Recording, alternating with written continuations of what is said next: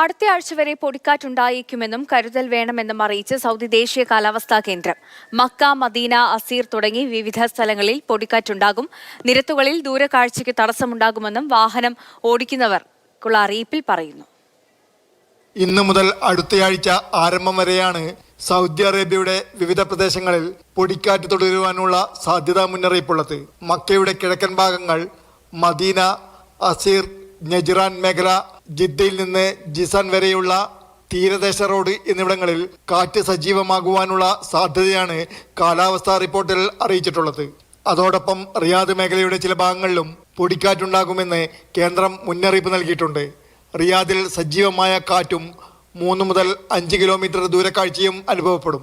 അൽ സുലയിൽ, വാദി അൽ ദവാസിർ ഗവർണറേറ്റുകളിൽ പുലർച്ചെ 1 മണി മുതൽ 5 മണി വരെയും, അൽ അഫ്ലാജ് ഗവർണറേറ്റിൽ പുലർച്ചെ 3 മണി മുതൽ വൈകുന്നേരം 5 മണി വരെയും പൊടിക്കാറ്റ് ബാധിക്കും.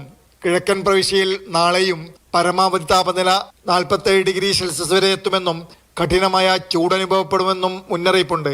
ജനങ്ങൾക്ക് ജാഗ്രതാ നിർദ്ദേശവും നൽകിയിട്ടുണ്ട്.